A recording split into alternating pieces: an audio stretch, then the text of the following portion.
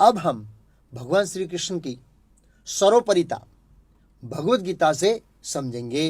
मत्तः परतरं नान्यत् किंचिदस्ति धनंजय मयि सर्वमिदं प्रोतं सूत्रे मणिगणा इव।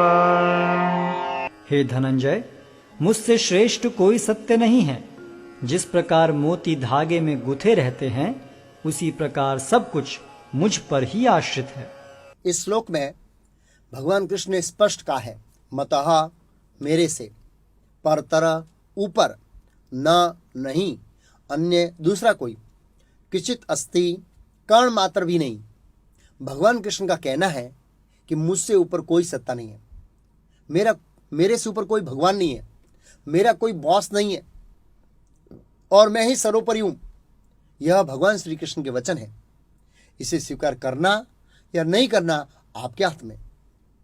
फिर भगवान श्री कृष्ण कहते हैं, मयि सर्व इदम प्रोक्तम सूत्रे मणिगणा इवहा। जिस प्रकार मोती धागे में गूंथे रहते हैं, उसी प्रकार सब कुछ मुझ पर ही आश्रित है। जैसे मोतियों का हार होता है, तो जो मोतियों का आधार है, उसका आधार है धागा। भगवान कह रहे हैं कि ऐसे ही सब कुछ मेरे पे टिका हुआ है, मेरे आधार पे टिका हुआ है। मोतियों के हार में धागा दिखाई नहीं देता है, लेकिन बुद्धिशाली व्यक्ति समझ जाता है कि मोतियों का आधार धागा है। ऐसे ही बुद्धिशाली व्यक्ति शास्त्रों से समझ जाता है कि सब कुछ कृष्ण के आधार पर टिका हुआ है। भगवत गीता में ऐसे कई श्लोक हैं जो साबित करते हैं कि कृष्ण ही परम भगवान हैं। अब हम अन्य शास्त्रों से भगवान श्री कृष्ण की सर्वोपरिता समझेंगे।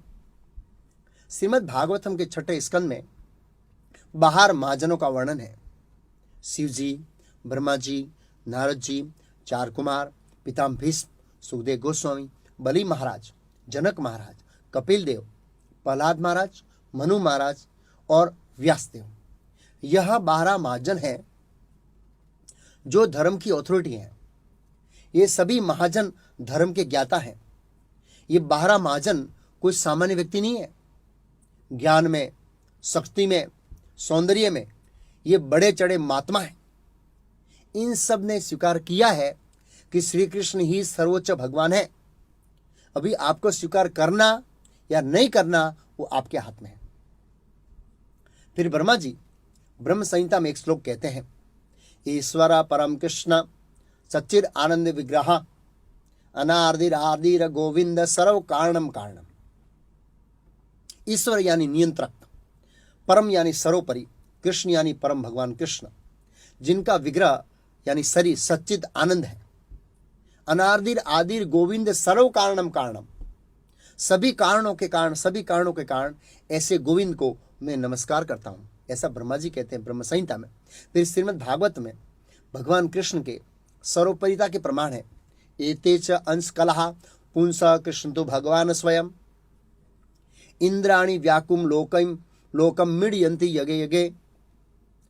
श्रीमद् भागवतम 1.3.28 इस श्लोक में स्पष्ट कहा है, कृष्ण तो भगवान स्वयं, यानी कृष्ण भगवान स्वयं है, वो भगवान है। दूसरे जितने भी अवतार है वो उनके विस्तार के विस्तार हैं। एते से अंश कला यानी विस्तार। तो ऐसे बहुत सारे प्रमाण हैं कि कृष्ण ही सर्वोपरि भगवान है। मैं उन सब का प्रमाण दूंगा तो 7 दिन पूरे हो जाएंगे। कोई प्रश्न पूछ सकता है कि क्या विष्णु भगवान नहीं है? हाँ है ना। कृष्ण के जितने भी विस्तार है और विष्णु के जो 10 अवतार है वो सब भगवान की श्रेणी में आते हैं। उनकी भक्ति करने से मुक्ति प्राप्त हो सकती है और भगवान का धाम वैकुंठ प्राप्त हो सकता है। फिर कई बार लोग पूछते हैं कि विष्णु और कृष्ण में क्या अंतर है? ज्यादा अंतर नहीं है। विष्णु की जो भक्ति है वो दास्य भाव में होती है और कृष्ण की भक्ति सख्य भाव, वात्सल्य भाव और माधुर्य भाव में होती है। एक और अंतर है, उसकी चर्चा हम ओरियो कोर्स में करेंगे, इसके बाद वाले कोर्स में। अब हम समझेंगे कि हमारा शाश्वत संबंध कौन से भगवान के साथ है और उसका प्रमाण कहां पर है? ममैवांशो जीवलोके जीवभूतः सनातनः मनःषष्ठानीन्द्रियाणि प्रकृतिस्थानि कर्षति। इस बद्ध जगत में सारे जीव मेरे शाश्वत अंश हैं। बद्ध जीवन के कारण वे छहों इंद्रियों से घोर संघर्ष कर रहे हैं, जिनमें मन भी सम्मिलित है।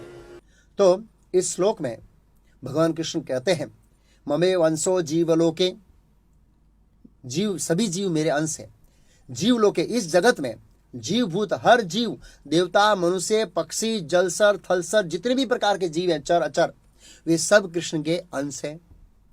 इस श्लोक में भगवान कृष्ण ऐसा दावा करते हैं, सनातन यानी हमेशा के लिए, सनातन समय के लिए हम सब कृष्ण के अंश हैं और यह संबंध किसी भी काल में टूट नहीं सकता।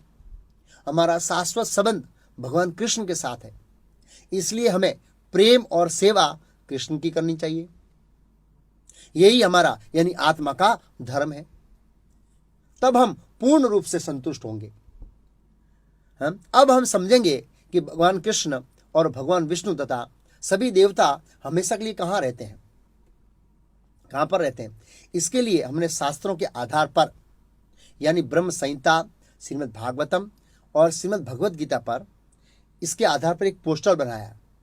इसमें बहुत विस्तार से वर्णन है, लेकिन मैं संक्षिप्त में कहूँगा। इस पोस्टर को आप ध्यान से देखिए। इसमें 3 गोल गोल चक्कर हैं, चक्कर जैसे दिखते हैं। तीनों का कलर अलग अलग है। सबसे ऊपर है वो गोलोक धाम है, जो सर्वोपरि धाम है, उसका कलर गुलाबी है, जहाँ पर भगवान कृष्ण और उनके साथी यथा गोपियाँ, नंद महाराज, यशोदा माता रहते हैं। और जो व्यक्ति शास्त्रों के अनुसार कृष्ण की भक्ति करता है, वो मृत्यु के बाद गोलोक वृंदावन में जाता है। उसके नीचे वैकुंठ धाम है, जिसका कलर नीला कलर है, जहां पर विष्णु और विष्णु के विस्तार रहते हैं। जो व्यक्ति शास्त्र के अनुसार विष्णु की भक्ति करता है, वो मृत्यु के बाद वैकुंठ में जाता है। उसके नीचे ब्रह्म ज्योति है। जो निराकार का ध्यान करते हैं, वो मृत्यु के बाद वो वहां जाते हैं। उसके नीचे महेश लोक है, शिव जी का धाम। जो शिव जी से प्रेम करता है, वो शिव लोक में जाता है, लेकिन वहां से नीचे वापस आना पड़ता है, जिसकी चर्चा हम ओवरव्यू कोर्स में शिव जी वाले पार्ट में करेंगे। उसके नीचे ये गोल गोल एक ब्रह्मांड है लास्ट, उसको देवी लोक भी कहते हैं। अभी हम उसमें बैठे हैं, उस ब्रह्मांड में बैठे हैं, और देवता भी हमारे साथ इसी ब्रह्मांड में है, हमसे थोड़ा ऊपर रहते हैं। लेकिन इस पोस्टर में बहुत सारा वर्णन है। अगर आपको चाहिए तो आप ये पोस्टर मंगवा सकते हैं।